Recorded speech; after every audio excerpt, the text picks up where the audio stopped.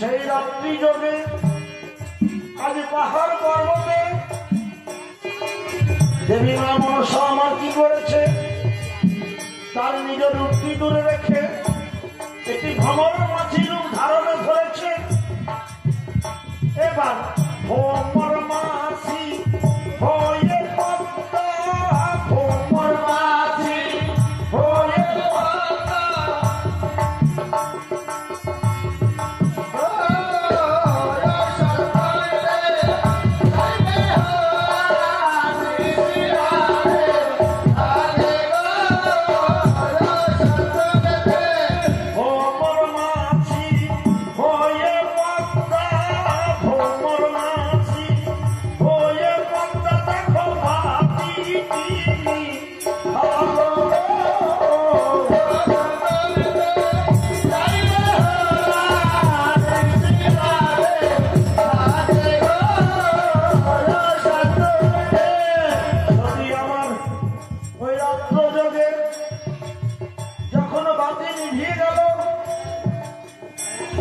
সখী আমার মনে মনে যোগমন্ত্র সাধনা করে ব্রহ্মাদেবকে সাধনা করে আবার বাতি জেলে নিল। বাতি জেলে নিয়ে এবার সখী আমার চলেছে পাহাড় পর্বতে। ছোট চাঁদা বড় চাঁদা,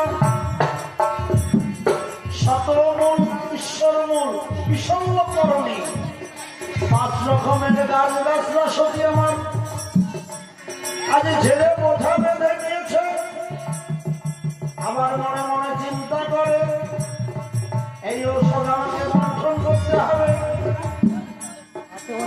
আমি যখন বাসর ঘরে এসেছিলাম আমি তো শিল্পটা নিয়ে আসিনি, আমি এখন কি করি, সখী আমার গুণ বিদ্যা করে সেই রাত্রযোগে কামরূপ কামিক্ষায় গিয়েছিলেন। এবার কামরূপ হইতে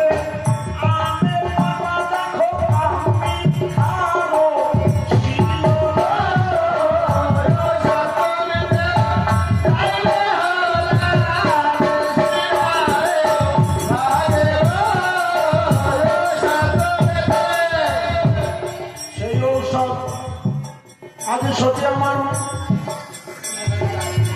সেই শিল্পটাই বন্টন করে একটি বাটি ভরে নিয়ে আজ বাসনের দিকে চলেছে।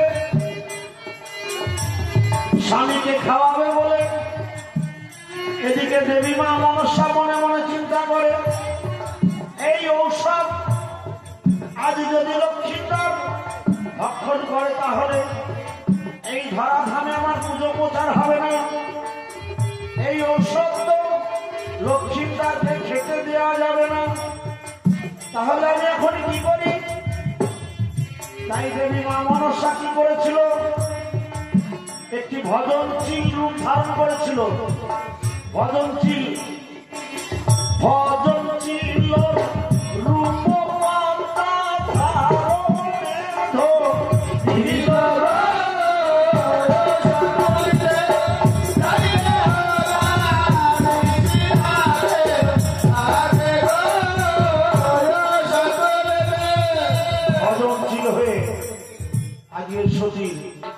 হাত থেকে বাটিটা ছো মেরে ফেলে দিল মাটিতে। সখী আমার বড় কান্না কাঁদে আর মনে মনে চিন্তা করে আমার কপালে এই লিখেছিলেন। সখী আমার কি করেছে, পুনরায় সেই নোড়া পাতা ধুয়ে আবার বাটি ভরে গিয়ে খাও খাও বলে ওষুধ সেদিন, খাও খাও বলে ওষুধ সেদিন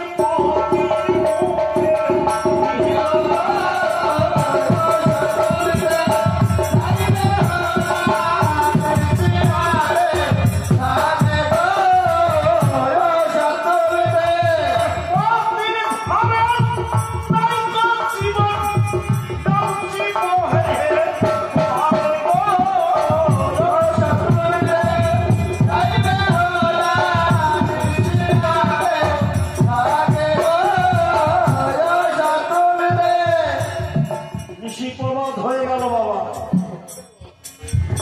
খুশি প্রবাদ হলো,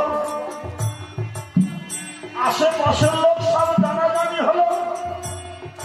এদিকে সনকা রানী, সে সারা রাত্রি ঘুমায়নি, সে আশায় আশায় বসে আছে কখন আমার পুত্রবধূকে